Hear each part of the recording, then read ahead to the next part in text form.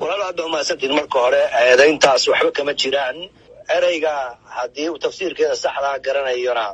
ma isticmaaleen sababtoo ah arinta laga wada hadlaya waxa weeye fashilkii ku yimid doorashada ra'iisul muddo 14 bilood uu haystay arinta doorashada waa ogtihiin caqabada xoog leh ee ka jirta mucaaradka laftooda muddo dheer bay ka cabanayeen guddigan doorashooyinka ee madaxa bannaan ee doorashada hagayay waa kala dhantaalay go'aamo isaga shakhsi u ah oo dawladnimada aan u danaynayn buu qaatay intaa waxa dheer in uu ku tagrifalay hanti qaran oo gaar ahaan ciidamada xoogga dalku ay leeyihiin maantana kiis baa hor yaalla waa la socotaan warkii xalay aan soo saarnay madaxtooyada ka soo baxay muhiimadiisu waxa weeye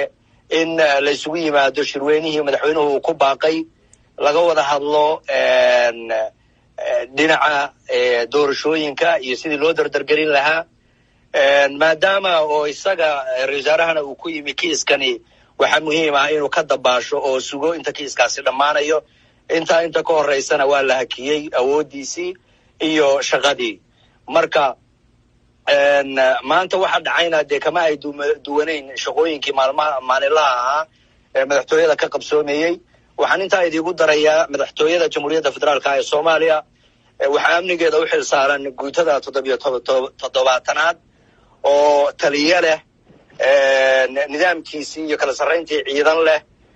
ma jiro ciidan gaar ah oo ra'iisul wasaaruhu leeyahay iyo ciidan gaar ah oo madaxweynuhu leeyahay waxa jira ciidan madaxtooyo waa ciidankaas waa ciidanka ugu hanaansan ugu anshaxa badan ciidamadeena maanta in laga been abuuro ciidankaasna waa arrin aan dawladnimadeena u danaynayn laakiin Cabdirashiid wixii maanta dhacay waxay ahaayeen waxay wasiirada qaar baa waxay isku dayeen iyagoo ciidamo wata inay madaxtooyada gudaheeda u soo galaan guutaduna arrinta waa diiday ilaalooyinka wasiiradu ay wataan sida caadada ahayd mar walba waxay kaga iman jireen